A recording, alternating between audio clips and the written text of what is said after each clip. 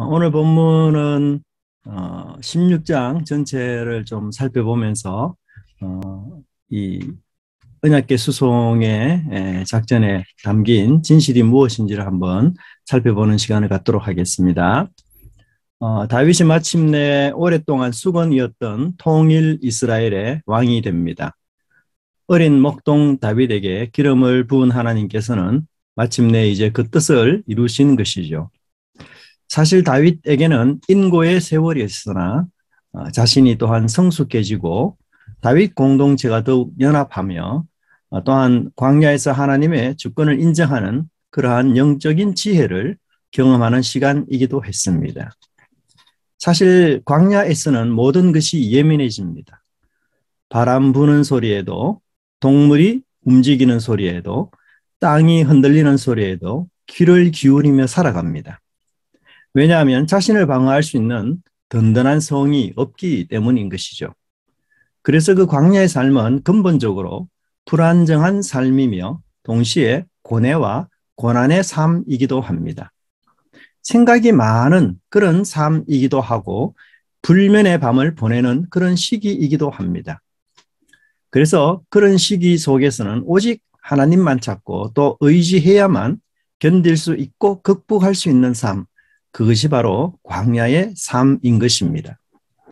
다윗은 이 훈련 속에서 하나님의 사람으로 다듬어지는 그런 놀라운 은혜를 누렸던 것입니다. 그러한 다윗이 이제 왕이 되어서 그의 주도적인 계획 아래 언약궤 수송 작전이 시작됩니다. 기앗 여아림에서 언약궤를 예루살렘 성까지 모시는 이 작전에는 그리 큰 어려울 것이 없는 일입니다. 궤 하나를 이동하는데 무슨 큰 어려움이 있겠습니까? 그리고 출발지에서 목적지까지는 10km가 조금 넘는 그런 짧은 거리입니다. 하지만 처음의 예상과는 전혀 달리 언약궤를 수송하는 가운데 웃사라는 사람이 죽는 일이 발생합니다. 잔치는 순식간에 아수라장이 되었고 흥겨운 음악 소리는 통곡과 애통의 소리로 바뀌고 말았습니다. 악기 소리는 잠잠해지고 대신에 다윗의 분노와 고성이 오가는 그런 순간이 되고 말았던 것입니다. 사실 언약궤를 옮기는 이 사무엘상 아하 6장 본문은 웃사가 도대체 무엇 때문에 죽었는지에 대한 애매함이 있습니다. 또 한편 다윗에게 책임을 묻는 것 같은 분위기도 있지만 사실 다윗에게는 아무런 해를 당하지도 않습니다. 과연 법궤 수송 작전에 실패한 이 이유가 무엇일까요? 우리는 이 시점에서 다윗이 왜 언약궤를 이 시점에서 새로운 수도 예루살렘으로 옮기려고 하는지를 물어보아야 할 것입니다. 다윗은 5장에서 여부수 사람들이 방어하는 천년 요새 예루살렘을 정복하고 그것을 수도로 정했습니다. 이렇게 새로운 수도를 정했기 때문에 바로 이어서 새로운 수도로 법궤를 옮기는 것이 가장 이상적일 수 있습니다. 새로운 도성에서 이스라엘의 새로운 왕 다윗이 법궤를 중심으로 하는 하나님의 통치를 실현하고자 하는 것은 이전 통치자인 사울과 아주 차별이 있는 그런 통치 이념이기 때문입니다. 그래서 이스라엘 왕으로서 공식적인 출범의 날에 이 법궤를 수도로 옮긴다면 아마 하나님을 믿는 백성들에게 아주 큰 영향력을 줄 수도 있을 것입니다. 만일 그게 좀 어렵고 힘들다면 수도 예루살렘에 왕궁을 훌륭하게 건축한 이후에 법궤를 옮길 수도 있었을 것입니다. 하지만 다윗은 이상하게도 블레셋과의 두 번의 전쟁에서 승리한 이후에 법궤를 옮기려 한다는 것입니다. 이러한 모습은 지난 30여 년 전에 블레셋과의 전쟁에서 언약궤를 빼앗긴 것과 연결해서 설명할 수 있습니다. 언약궤가 포로가 되어서 블레셋 진영으로 들어갔으나 법궤는 오히려 블레셋 사람을 재앙으로 심판하고 언약궤 홀로 승리하여 베세메스로 돌아오는 일을 사무엘상 6장에서 기록하고 있습니다. 그리고 이제 오랜 세월이 흐른 이후에 다윗은 이제 지금 막 블레셋과의 전쟁에서 승리를 합니다. 특별히 사무엘하 5장 21절에서 블레셋의 패배를 이렇게 설명하는데요. 거기서 블레셋 사람들이 그들의 우상을 버렸으므로 다윗과 그의 부하들이 치우니라. 고대인들은 그들의 수호신이 그들보다 앞서 나가서 적들을 섬멸한다고 믿었습니다. 그렇기 때문에 우상이 전쟁터에 자주 동원이 되었던 것이죠. 또 전쟁에서 패배하거나 승리한 군대는 가장 먼저 왕의 신변과 우상을 확보합니다. 왜냐하면 전쟁에서의 완벽한 승리는 적의 왕을 죽이거나 혹은 우상을 탈취하는 일이기 때문인 것이죠. 그런데 이 본문에서 블레셋인들이 도망을 하면서 우상까지 버리고 갔다는 말 자체는 그들의 완패를 의미하고 동시에 다윗의 군대가 이 블레셋인들이 남겼던 우상을 가지고 갔다는 이 사실은 마치 그들이 승리해서 하나님의 언약궤를 블레셋 사람들이 가지고 간 것과 같은 그런 완성을 의미하고 있는 것이죠. 그러므로 블레셋과의 전쟁에서 승리한 이후에 법궤를 옮기는 것은 30여 년 전에 이스라엘의 실패를 완전히 회복하려는 의도였던 것입니다. 즉 패배를 승리로 전환하는 것이고 이제 다윗을 통해서는 더 이상 사사시대와 같은 혼란이 없을 것을 말해주고 있는 것입니다. 6장 1절을 보면 다윗은 법궤를 옮기는 데 있어서 무려 3만 명이나 되는 젊은이들, 즉 군대를 모았다라고 설명을 하고 있습니다. 사실 언약궤는 그리 크지 않습니다. 레위인들 몇 명이 메고 갈 수 있을 정도인데요. 길이가 1.2m 조금 되지 않고요. 넓이와 높이가 60cm 정도 조금 되는 직사각형 모양입니다.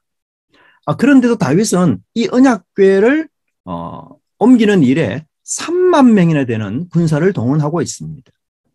그런데 자세히 살펴보면 이 3만 명은요, 지난날 엘리가 제사장으로 있을 때에 이스라엘이 블레셋과 전쟁을 하는데 그때 죽은 이스라엘의 병사들의 숫자와 정확히 일치합니다.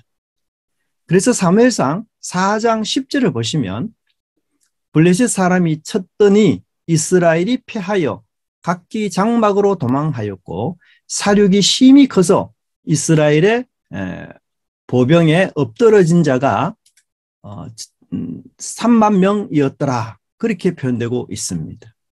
그러므로 이 법궤 수송에 다시 3만 명의 인원을 동원하는 것은 지난 블레셋의 패배를 완전히 씻어버리고자 하는 의도가 있음을 알 수가 있고 또한 이 시점을 중심으로 법궤를 옮기는 것은 이스라엘과의 블레셋과의 전쟁에서 패배해서 빼앗긴 이 법궤를 다시 완전히 만회하고 회복하고자 하는 그런 다윗의 보관이 이 속에 깔려 있음을 우리는 알 수가 있습니다. 그런데 1절에서 또 다른 중요한 단어가 다시라는 표현입니다. 이 표현은 3만 명 되는 규모의 숫자가 지난번에도 또 한 번 동원되었다라는 뜻이겠죠. 그렇다면 언제 도대체 이런 대규모의 숫자가 동원되었을까요? 그것은 바로 다윗이 헤브론에서 통일 이스라엘의 왕이 되는 순간입니다. 다윗이 왕으로 등극할 때에 사무엘하 5장 1절을 보면 이스라엘의 모든 지파가 나왔다라고 표현하고 있습니다. 이 대규모의 인원이 지난번에도 이번에도 역시 동원된 것입니다. 하지만 그들이 모인 동기는 분명 다릅니다.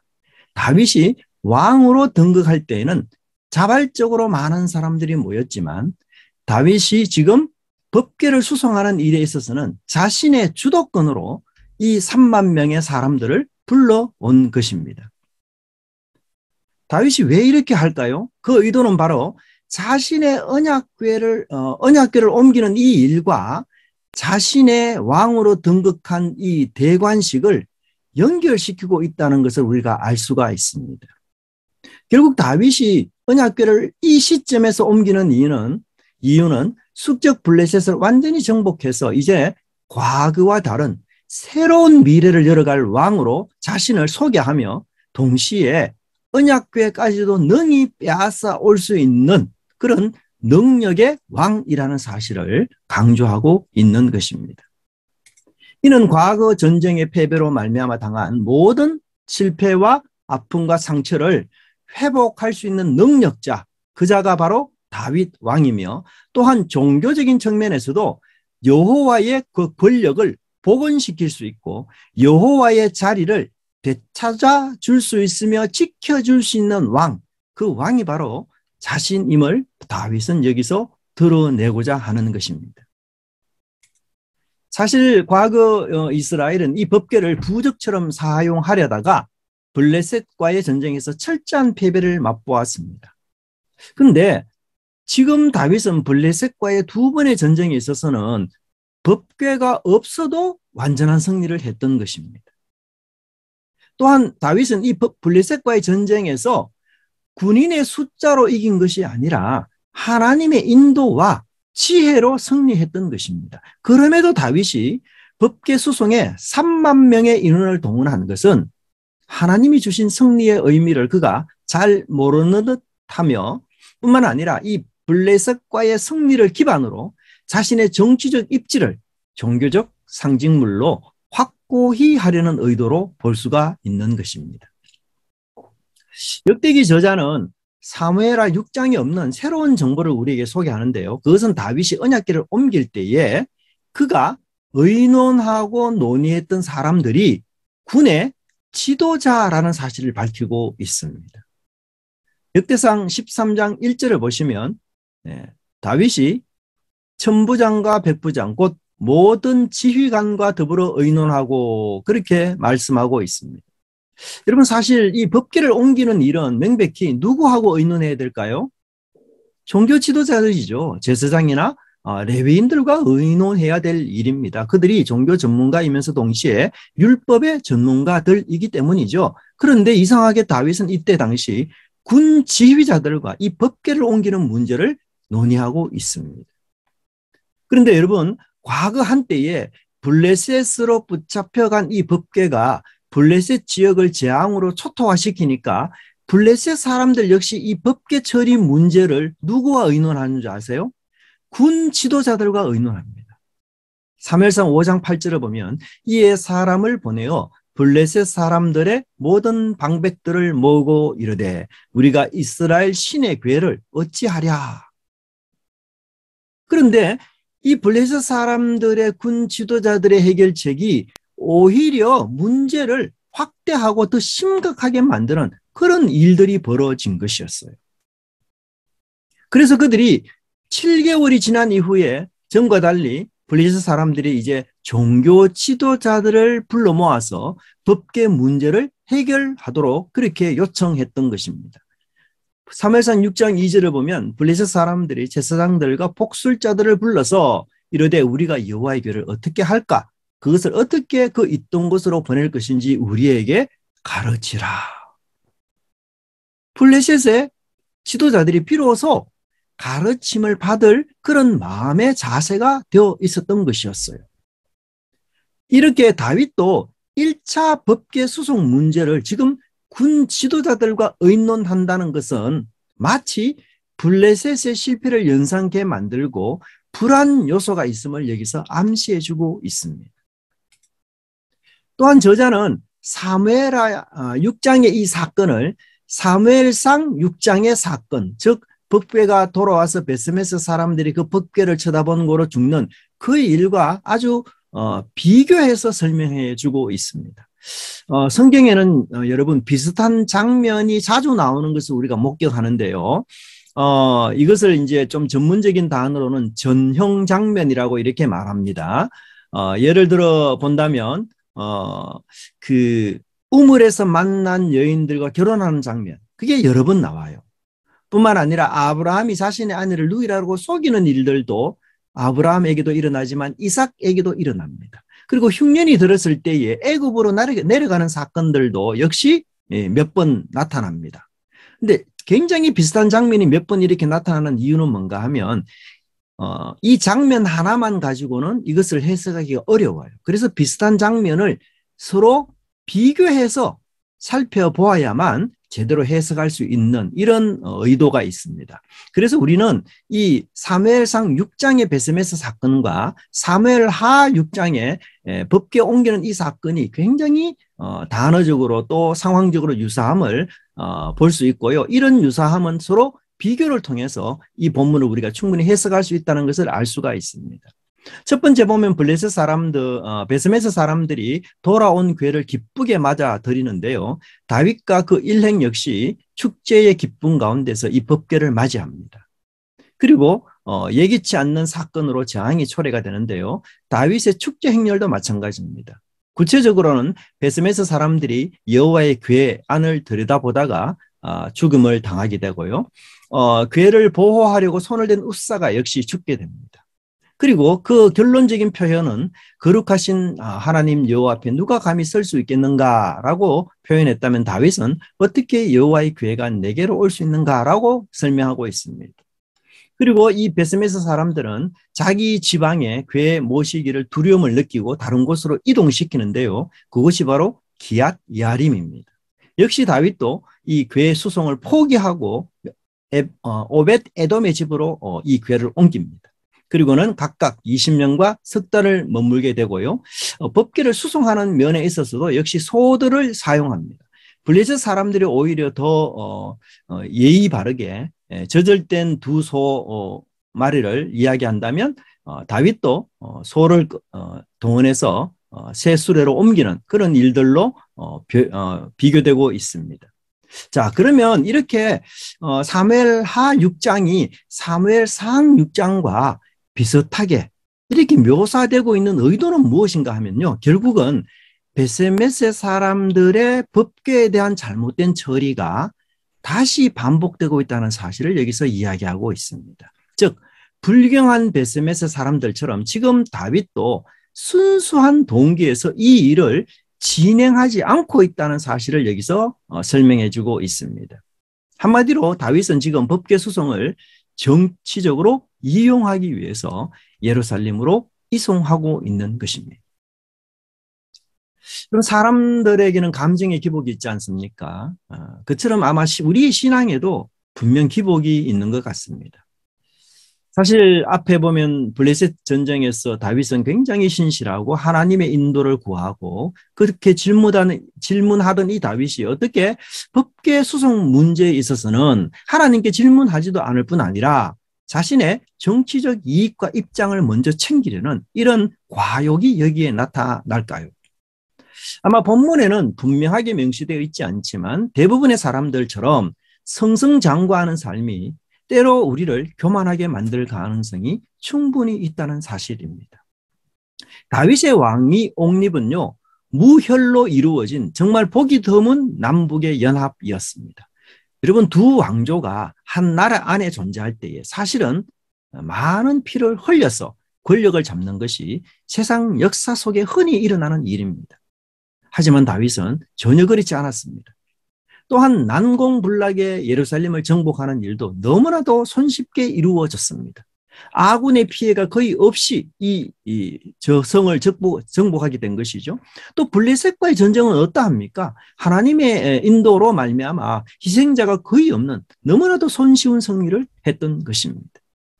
통일 이스라엘의 왕이 된 이후 이 다윗의 행보는 거칠 것이 없었던 것이죠. 하는 것마다 성공이며 승리며 환호와 갈채 소리였던 것입니다. 왕이 된 이후 그는 단 한 번의 실패도 없었습니다. 다윗의 인기가 하늘을 찌를 듯합니다.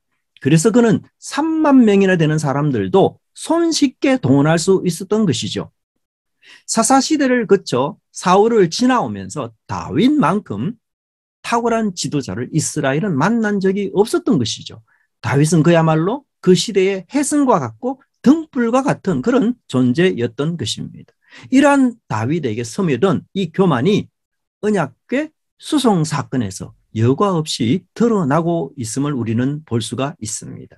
이것은 다윗의 자신 중심성, 이기적인 자기 중심성이라는 이런 발언에서도 우리가 알 수가 있는데요.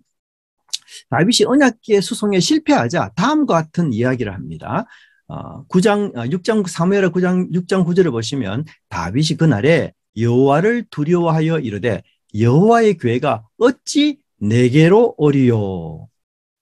여러분 이 본문에서 문제되는 다윗의 발언이 뭘까요? 그것은 바로 여호와의 궤가 어찌 내게로 오리요라는 표현입니다.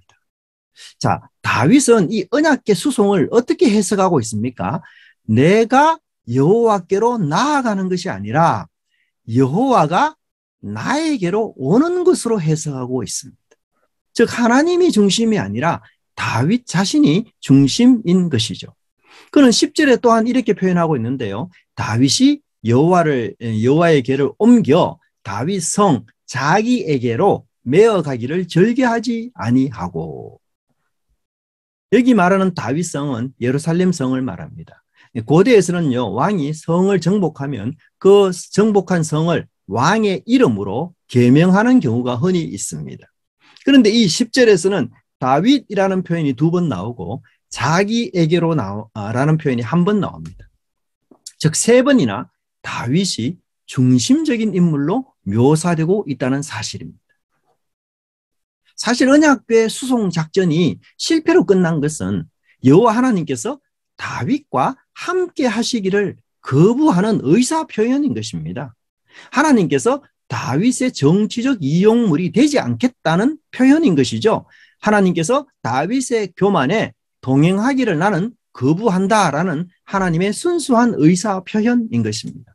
그러므로 다윗조차도 이 궤를 소유할 수 없으며 왕권에 의해서 임의적으로 이 궤가 이렇게 저렇게 옮겨질 수 없음을 하나님은 이 장면에서 설명하신 것입니다.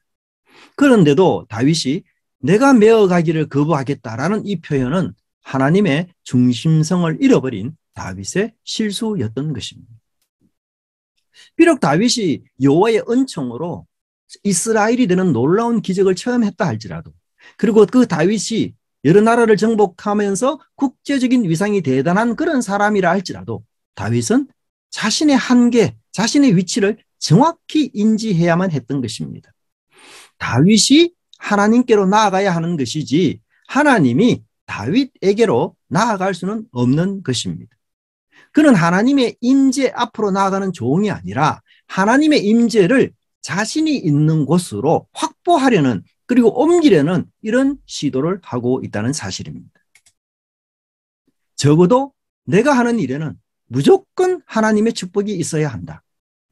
지금까지 내가 얼마나 교회를 위해서 많은 헌금을 하고 열심히 봉사했으니까 하나님의 복을 받는 건 나는 너무 당연한 일이야. 이처럼 인간에게 있어서 자기 중심성만큼이나 오래된 이 불치의 병이 어디 또 있을까요? 아담이 자신의 범죄를 묻는 하나님을 향해서 하와를 핑계하면서 원인 제공자는 바로 하나님입니다 라고 외치는 이 지독스러운 자기 중심성은 모든 관계를 파괴하는 사악하고 아주 잔인한 것임을 우리는 기억해야 합니다. 이렇게 자기 주도적이고 자기 중심적인 열심은 자신의 목숨이 위협을 받을 때에 쉽게 포기해버리고 마는 것입니다. 다윗도 법궤 수송을 포기합니다. 우사의 죽음이 하나님을 향한 다윗의 믿음을 송두리째 빼앗아버리고 만 것입니다. 다윗은 이스라엘 백성들에 대해서까지도 진노하시고 분노하시며 심판하시는 이 위험한 하나님을 그가 목격하게 된 것입니다.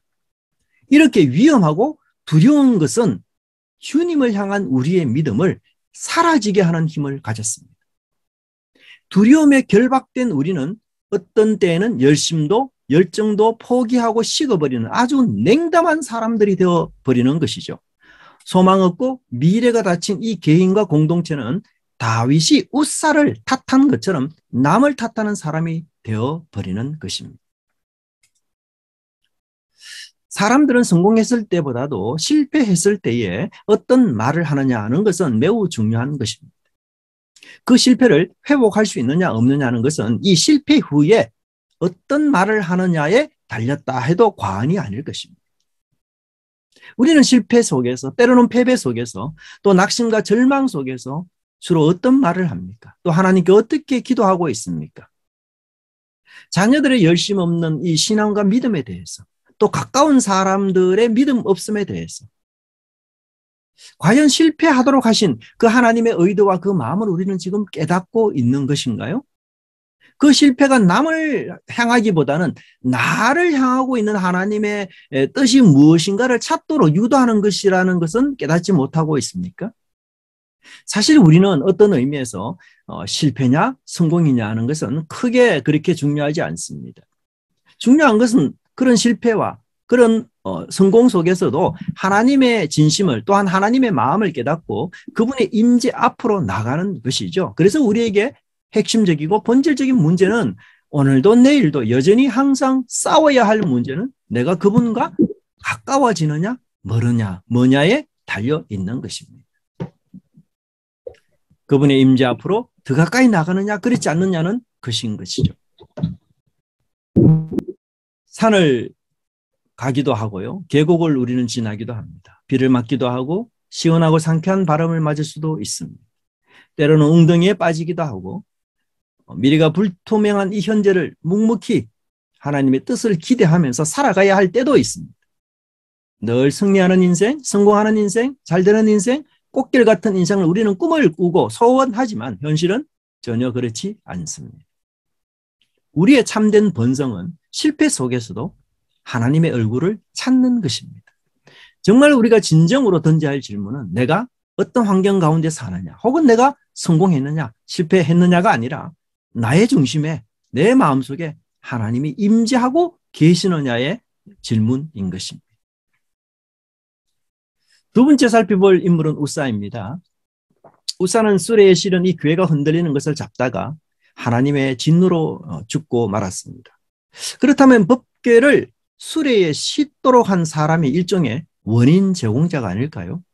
그래서 이 사람에게 사실은 더 큰 책임을 물어야 되지 않을까요?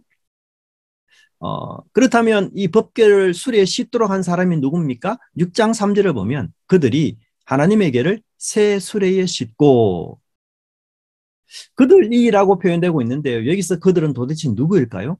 아마도 다윗을 비롯한 모인 군사들을 의미할 것입니다.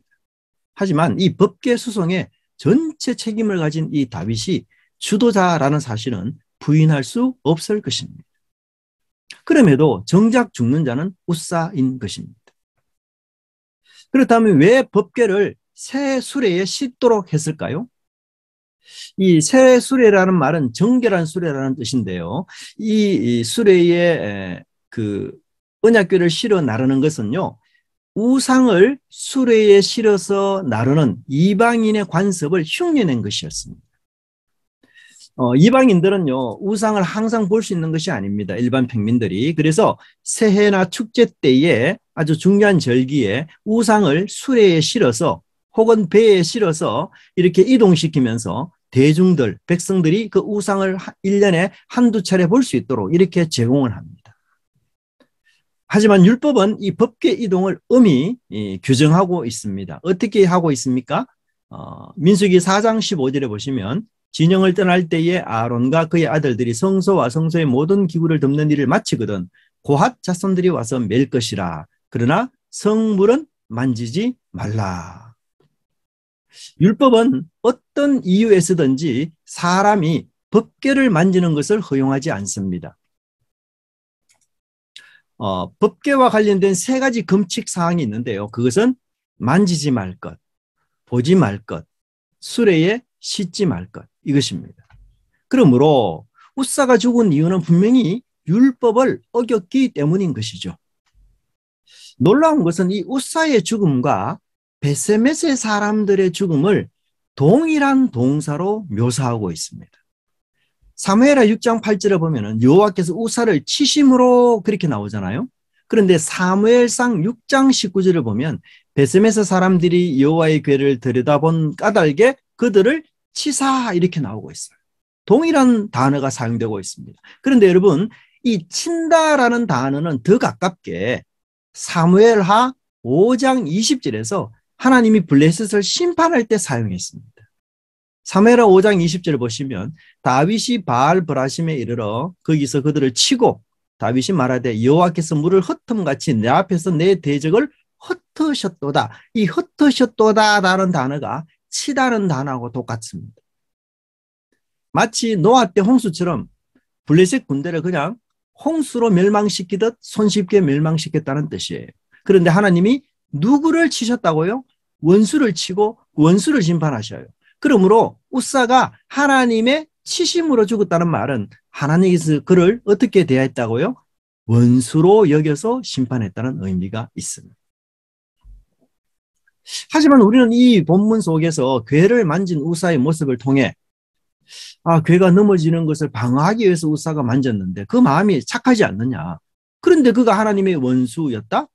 다소 과한 느낌이 들기도 합니다.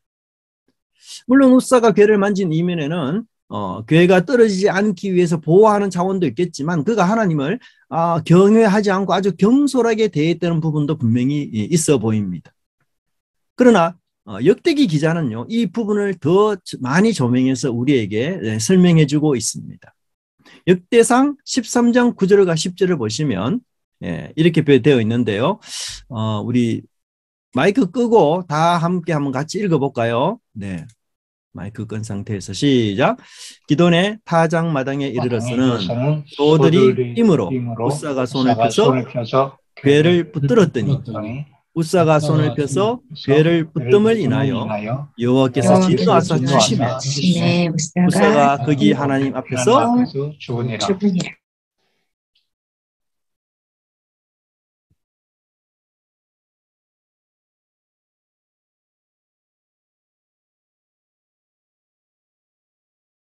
목사님, 그 안 나와요, 음수가. 네. 역대상 13장을 보면요. 법궤에 대해서 세 가지 호칭이 나옵니다. 첫째는 하나님의 궤, 둘째는 여호와 하나님의 궤, 셋째는 단지 궤. 다윗에게는요. 궤라는 단어가 한 번, 하나님의 궤라는 단어가 5번 사용됩니다. 근데 웃사에게만큼은 궤라는 단어만 2번이나 사용이 됩니다. 이 말은 무엇인가 하면 웃사에게는 하나님의 궤가 단지 하나의 상자, 택배에서 온 선물 상자 혹은 궤짝에 불과한 것이었어요. 언약궤는 그런 유의 것이 아니죠. 언약궤는 6장 2절을 보면 그룹들 사이에 좌정하신 만군의 여호와 하나님의 이름으로 불리는 것이다라고 묘사되고 있어요. 하나님의 이름으로 불린다는 얘기는 이 언약궤가 하나님의 본질을 담고 있다는 것을 뜻하고 있어요. 그래서 그 하나님의 영광에 합당한 예우를 해야 한다는 것입니다. 만일 하나님의 영광을 훼손한다면 말씀대로 재앙이 임할 것입니다. 만만히 볼 하나님이 아니라는 것이죠. 경솔하게 취급할 뿐이 아니라는 것입니다. 경외하고 존중하며 우러러 보아야 할 하나님이라는 사실입니다. 하지만 웃사에게 하나님은 아주 만만한 상대, 아주 가볍고도 경히 여길 상대였던 것입니다. 웃사가 하나님을 대하는 이 평소의 마음이 이 사건을 통해서 마침내 드러나게 된 것입니다. 사람들은 자신의 평소 생활 습관, 언어 습관이 어떤 사건을 통해서 그 실체가 드러나는 경우가 종종 있습니다. 평소에는 경건하지 못한 사람이 갑자기 경건하게 살 수는 없습니다. 물론 위장할 수는 있겠죠. 하지만 그런 위장은 결코 오래가지 못합니다. 그리고 아주 긴급하고 아주 예상하지 못하는 이 돌발 상황을 만나게 되면 그 본성이 그대로 나오게 되는 것이죠. 동양인처럼 우리 한국인처럼 똑같이 생긴 분이 엘리베이터를 탔어요. 근데 갑자기 그 문이 닫히려고 하니까 그 외국의 말이 나옵니다. 그 사람이 당황하고 갑작스러우면 그 본성이 나오게 되어 있습니다. 웃사는 법궤 수송에 아주 중요한 책임을 맡은 자입니다. 성경에 그의 이름이 지금 나오고 있어요. 하지만 아주 그런 책임을 맡은 자이라 할지라도 경건한 삶이 없고 하나님을 진심으로 경외하는 그런 마음이 없다면 오히려 그 자리는 나의 죄를 덜추고 고발하는 자리가 되고 말 것입니다. 웃사는 갑자기 죽은 것이 아니었습니다. 그는 이미 오래전부터 서서히 죽어가고 있었습니다. 그는 죽은 사람의 뼈 같은 이 죽은 행위들만 가득했던 것이고 찬양과 경배의 영은 내면 속에서 오래전에 질식사했던 것이었습니다. 하나님을 삼가하는 마음, 경외하는 마음, 사랑과 믿음의 정신, 이것은 시간이 지남에 따라 점차 부식되었고 마침내 이제 흔적도 남지 않게 되어버렸습니다. 그의 믿음과 신앙은 메마른 나뭇가지처럼 떨어지는 낙엽처럼 그렇게 하나님께 대하여 생명 없는 것으로 죽어버렸고, 그러므로 그의 죽음은 전혀 이상한 것이 아니었던 것입니다. 법궤는 그의 집에서 20년 동안 있었다고 합니다. 20년을 섬겼는데 그 끝이 너무나도 비참합니다. 20년을 30년을 하나님을 섬기고 하나님께 봉사하고 하나님께 내가 헌신했다고 하는데 그 종말이 비참하다면, 그 끝이 비극이라면 그 얼마나 가슴 아픈 일이겠습니까? 하나님의 실제와 거룩을 가볍게 여겨서는 안 됩니다. 경건은 두려움과 존경으로 표현이 됩니다. 하나님은 솜털 같은 친구가 아닙니다. 내 마음대로 주무를 수 있는 분이 결코 아닙니다. 내 생각대로 내 뜻대로 쥐락펴락할 수 있는 분이 아닙니다. 우리의 믿음의 연수가 오를수록, 우리의 신앙이 깊을수록, 또 하나님을 잘 믿는 사람일수록 하나님을 경외하는 그 마음이 더욱 단단해져야 하는 것입니다. 이 마음은 또한 이웃을 향한 존경으로 연결되는 것이죠. 그래서 다른 사람을 쉽게 무시한다면 그는 하나님을 진심으로 경외하는 사람이 아니라는 사실을 깨달아야 할 것입니다. 하지만 현실은 어떻습니까? 우리가 오래 믿는 사람일수록 습관적이고 형식적이고 모양만 갖추는 그런 삶을 살기가 쉽습니다. 교회 안에 모이게 되면 터줏대감 노릇하려고 합니다. 권세나 힘을 좋아하고 자랑하면서 사람을 모으려고 합니다. 교회 일을 내가 이제 조금씩 알게 되면 모든 일에 사사건건 간섭하려고 하는 것이죠. 나도 좀 안다는 것입니다. 하지만 경건한 사람은 마땅히 생각할 그 이상의 생각과 마음을 품지 말아야 하는 것입니다. 여러분, 이 우사와 대조되는 인물이 누군지 아세요? 바로 11절에 나오는 오벳 에돔입니다. 과거 한때 언약궤가 아비나답의 집에 강제로 지금 맡겨졌어요. 그런데 법궤 수송에 실패한 이후에는 이제 오벳 에돔의 가정에 강제로 맡겨졌습니다. 사실 여러분이 오벳 에돔이라면 우사를 죽인 이 법궤가 우리 집에 온다는 것 감당할 수 있겠어요? 굉장히 두려운 일입니다. 나도 자칫하다간 하나님의 진노로 죽을 수 있겠구나. 이런 두려움이 엄습하지 않겠어요? 우사의 죽음을 통해서 언약궤는 일종의 핵 폐기물처럼 이제 아주 위험한 물건이라는 인식이 공공연히 퍼졌던 것이에요.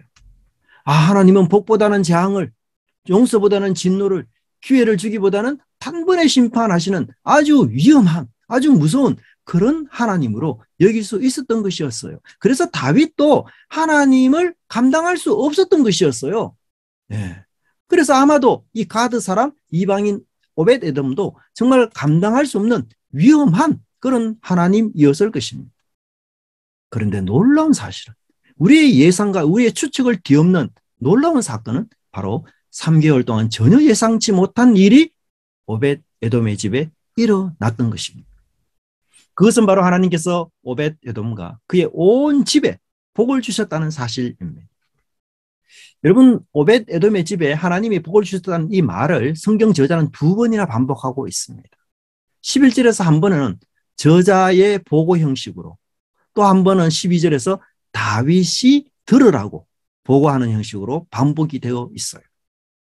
12절에서 좀 더 구체적으로 하나님이 소유의 복을 주셨다 이렇게 말씀하고 있습니다. 그래서 아마도 자녀 생산이나 가축이나 등 오벳 에돔이 가진 이 소유에 하나님이 엄청난 복을 주신 것으로 보여집니다. 그런데 이 기사는 아비나답의 집과는 아주 분명하고 명백한 대조를 이루고 있습니다. 법궤가 무려 20년 동안 아비나답의 집에 있을 때에 복을 주었다라는 표현이 전혀 나오지 않습니다. 마지막에는 우사가 죽는 일까지 발생합니다.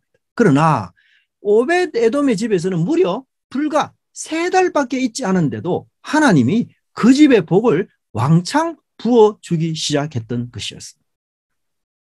여러분, 이 오벳 에돔이 누구입니까? 가드 사람이에요. 가드는 블레셋의 5도시 중에서 가장 강력한 도시입니다. 골리앗이 바로 가드 출신 아니에요? 한마디로 말하면 오벳 에돔은 블레셋에서 넘어온 기화한 이방인이에요. 아마도 다윗 때에 그는 하나님의 백성으로 개종한 것 같습니다. 근데 가드라는 이 명칭은 사실 사무엘상 5장을 보면 이 법궤가 이스라엘 땅으로 오기 전에 가드에도 갑니다. 그래서 가드 땅에서 하나님이 재앙으로 그 성읍을 치셔요. 그래서 오벳 에돔은 과거의 가드에서 자기 고향에서 일어났던 이 하나님의 어마무시한 심판을 기억했던 사람이었던 것으로 보입니다. 그래서 그가 이제는 그 하나님을 제대로 경외하면서 바르게 섬겼던 것을 볼 수가 있습니다. 하나님은 자기 백성들에게 하나님을 경험할 수 있는 놀라운 은혜를 주십니다. 위기 가운데 구원의 은혜를 베풀기도 합니다. 때로는 귀한 것들을 잃어버리는 그 안타까움 속에서도 하나님이 또 은혜를 주시기도 합니다.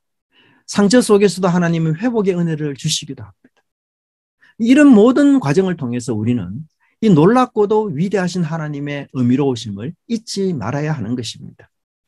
이렇게 하나님이 우리에게 이런 일들을 행하시는 이유는 교정과 변화와 성숙을 위한 하나님의 양육 프로그램이라는 사실을 알아야 합니다.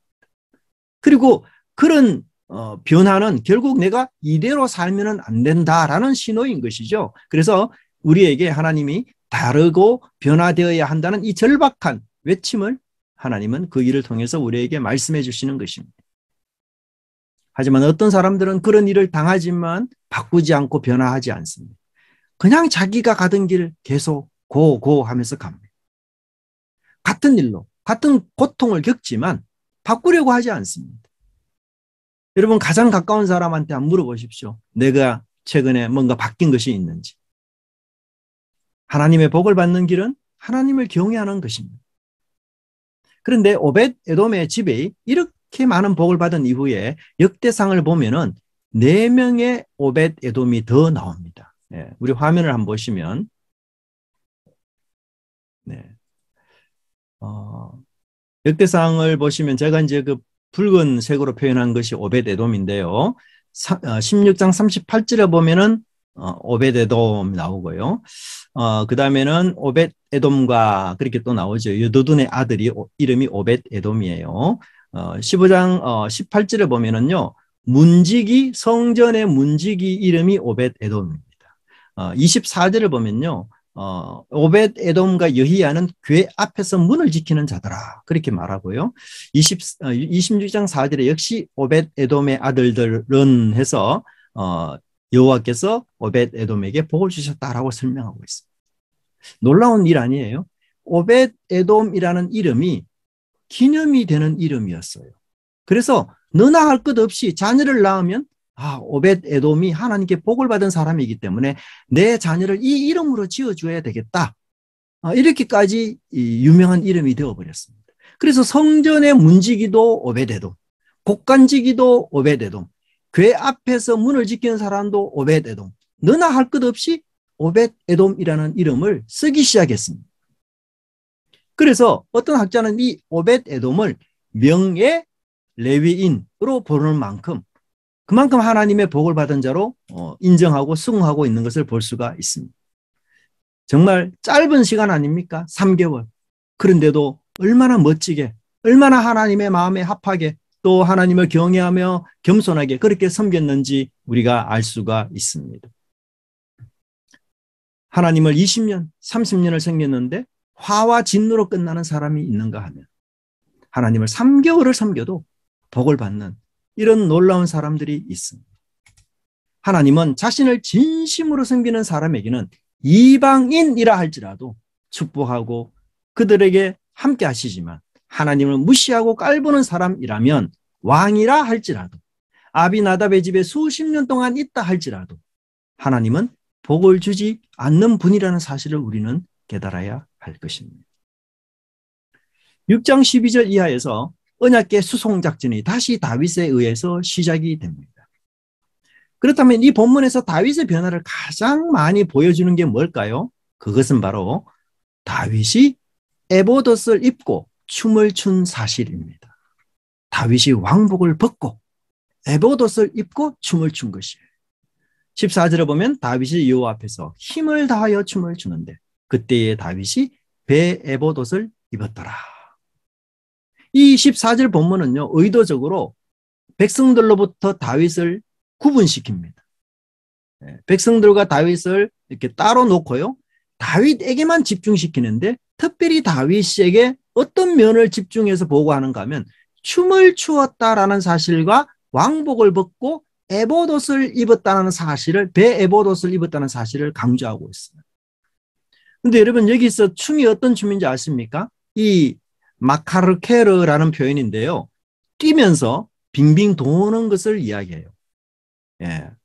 펄쩍펄쩍 뛰면서 여러분 막 빙빙 도는 춤. 그래서 이 춤은요, 그러면 고대 근동에서 여러분 춤은 누가 주로 많이 추었을까요? 주로? 거의 여자들이 많이 추었습니다. 여자들. 예.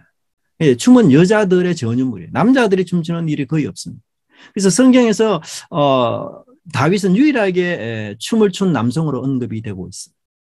그리고 여러분 이스라엘 사람들은요, 그 평상시 복이 긴 원피스 옷이기 때문에요, 뛰지 않아요. 예. 뛰려면 이 원피스 신부들이 여러분 그 어떻게 이동하려면 그 신부 옷을 걷어야 되잖아요, 드레스를. 그죠? 그게 좀 민망하게 보이지 않습니까? 근데 이스라엘 사람들도 남자들이 긴 원피스를 입었기 때문에 뛰려면요, 이 그 옷을 이렇게 걷어야 돼요. 그러면 그 속살이 다 보이고 속 옷이 다 보여요. 그래서 그게 굉장히 민망하기 때문에 고대 근동 이스라엘 사람들이 뛰지 않습니다. 남자들은 뛰는 것을 굉장히 경망스럽게 생각했어요. 그런데 뛰는 것을 경망하게 생각했는데 아니, 예? 춤을 추다니, 그것도 빙빙 도면서, 이 말이 안 되는 내용이에요. 그래서 이 행위는요, 왕의 품격에 전혀 맞지 않는 일입니다. 그래서 이 미갈이 이 부분을 가지고 다윗에게 시비하지 않습니까? 예, 16절에 다윗이 춤을 추고 뛰노는 것을 뛰놀며 춤추는 것으로 표현하고 있는데요. 미갈은 이것은 짐승의 뛰기 동작을 연상시킵니다. 여러분 혹시 집에 강아지를 키워보면요, 강아지가 주인이 오랫동안 외출했다가 들어오면 너무 좋아가지고 막 방방 뛰지 않습니까? 예? 예, 이 동물들이 좋으면 막 뛰지 않, 그런 표현의 춤들이에요. 그러니까 이 미갈의 눈에 다윗의 춤이 마치 짐승들이 뛰는 아주 경망스럽고 망측한 그런 행위다, 이렇게 지금 평가하고 있는 것이에요. 여러분, 근데 다윗이 베옷을 입고 춤을 추는 모습의 의미가 무엇일까요? 그것은 바로 참된 하나님이 참된 왕이라는 사실을 인정하면서 자신은 계집종과 같은, 종과 같은 위치에 있는, 그러면서도 기뻐하는 것을 이야기하고 있습니다. 13절에서 궤를 맨 사람들이 6걸음을 갈 때에 이제 어떤 누구도 죽지 않는 상황 속에서 하나님은 더 이상 진노하지 않고 나와 동행하기를 허락해 주셨구나. 이것이 다윗에게는 너무나도 놀라운 은혜였던 것이었어요. 이러한 하나님의 허락과 승인 속에서 자제력을 잃을 정도의 기쁨으로 춤을 추고 있는 것입니다. 지금 그에게는 왕의 채통, 왕의 권위 아무 소용이 없습니다. 온 몸으로 그는 하나님께 기쁨과 감사를 표현하고 있는 것입니다. 다윗은 수많은 전쟁에서 승리했지만 단 한 번도 기쁨의 춤을 춘 적이 없습니다. 하지만 그는 하나님께서 나를 수용하시고 나를 받아주신다는 사실에 대해서 감동하면서 놀라면서 기쁨으로 춤을 추었던 것입니다. 오벳 에돔의 가정에 하나님의 복을 받았다는 이 소식은 다윗으로 하여금 많은 것을 생각하게 했을 것입니다. 과연 어떻게 해서 그 가정이 하나님의 복을 받게 되었을까? 도대체 하나님이 무엇을 보시고 그 가정에 그런 엄청난 복을 주셨을까? 다윗이 오벳 에돔의 섬김을 통해서 깨달았던 것은 그가 하나님 앞에서 종으로 살아가는 겸손이었던 것입니다.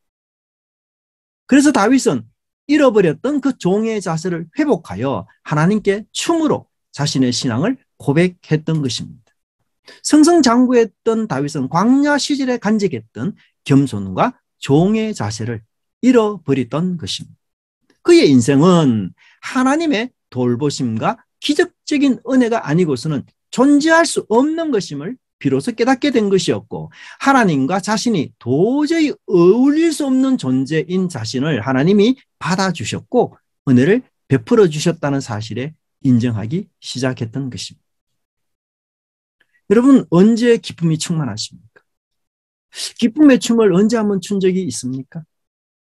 보너스를 받았을 때, 예상치 못한 후원 받았을 때, 자녀가 좋은 성적을 얻었을 때, 그렇게 원하고도 기대하던 직장에 합격되었을 때 좋은 일이고 감사한 일이죠.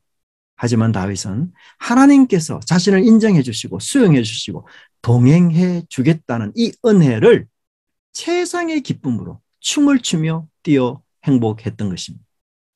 하나님의 종으로 부르는 그 위치, 그 자리가 너무 행복해서 그는 왕복을 벗어버리고 왕의 자리에서 내려와서 하나님의 종의 자리를 사모했던 것입니다. 당연한 것이라고 생각했던 것들도 겸손의 양념이 들어가는 순간 그것은 황홀한 기적이며 놀랍고 위대한 역사가 되는 것입니다. 겸손은 없는 기쁨도 만들어내는 능력이 있습니다. 겸손은 추지 못하는 춤도 추게 만드는 능력이 있습니다. 겸손은 당연한 것을 기적으로 만드는 마법입니다. 우리들도 하루하루 삶을 마법으로 가득한 삶으로 만들어갈 수 있습니다. 단지 그 조건은 하나님 앞에 종으로서 겸손하게 살아가는 것입니다. 후에 다윗은 압살롬의 반역에 의해서 예루살렘을 탈출해서 다시 도망자의 신분으로 광야로 나아갑니다. 이때 사독과 아비아달이 법궤를 메고 와서 다윗을 기다립니다. 법궤를 본 다윗의 마음이 어떻겠습니까? 이야, 한 줄기 소망, 한 줄기 빛을 보는 그런 느낌이 아니겠어요? 그런데도 다윗은 하나님이 함께 한다는 것을 상징하는 이 법궤를 압살롬이 있는 예루살렘으로 도로 보냅니다. 정치의 정당성을 종교가 부여해주는 이 이스라엘의 신앙에서 다윗이 법궤를 예루살렘 성으로 도로 가지고 가라는 명령은 획기적인 것이 아닐 수 없는 것이죠. 그는 지금 지푸라기라도 붙잡아야 하는 상황 아닙니까? 다윗은 자신이 왕권을 잡은 이후 가장 위기 상황에 빠졌어요. 그런데 그 위기 상황에서 다윗의 광야 영성이 다시 발휘하기 시작합니다. 다윗은 자신의 정권 유지를 위해서 하나님을 이용하지 않고 오히려 하나님의 주권에 맡기는 종의 자세를 다시 견지하는 것입니다. 하나님이 내 편이 되지 않는데 법궤 수십 개가 온들 무슨 소용이 있겠습니까? 그는 하나님 앞에서 그런 자세로 내면의 삶을 살아가는 은혜가 있었던 것입니다. 우리 모두에게도 이런 은혜로 주님 살아가는 저와 여러분의 삶이 되기를 바랍니다. 기도하겠습니다. 하나님 아버지 감사합니다. 법궤 수송 작전의 모습을 보면서 저희들에게 하나님이 어떤 분이신지, 그리고 혹 우리가 우사와 같은 모습은 아닌지, 우리가 오벳 에돔처럼 살고자 할 때에 어떤 마음을 가져야 하는지, 정말 우리 속에는 다윗처럼 하나님의 종으로 살아가는 순수한 기쁨과 열망들이 우리 속에 있는지 다시 한번 살펴보고 우리 자신을 조명하게 됩니다. 우리 속에 너무나 많은 찌꺼기와 앙금들이 있고 너무나 많은 불순물들이 존재해서 때로는 내가 순수한 동기에서 하는 건지 그렇지 않는지조차 헷갈릴 정도로 혼란스러울 때가 많이 있습니다. 주님, 우리의 심령에 주의 성령으로 함께 해주셔서 순수하게 하시고 정결하게 하시고 깨끗하게 하여 주시옵소서. 진정 하나님의 종으로 살아가고 하나님께서 내게 베푸신 그 삶의 은총이 곳곳이 다 기적과 은혜로 점철되어 있다는 사실을 저희들이 깊이 깨닫고 그 하나님의 종으로 살아가는 삶을 우리가 기뻐하고 즐거워하며 춤추는 근본적인 은혜의 영성을 다시 한번 회복시켜 주시옵소서. 주님이 함께하지 않는다면 도대체 법궤 수십 개가 무슨 소용이 있겠습니까? 주님, 저희들이 오직 주님을 향해 나아갈 수 있는 저희들이 되게 해 주시옵소서.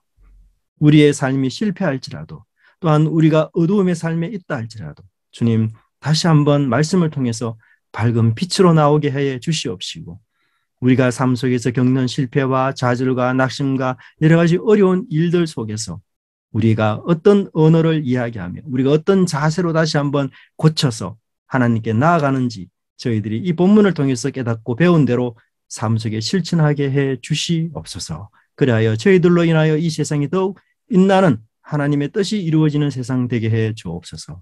감사드리고 예수님 이름으로 기도드리옵나이다. 아멘.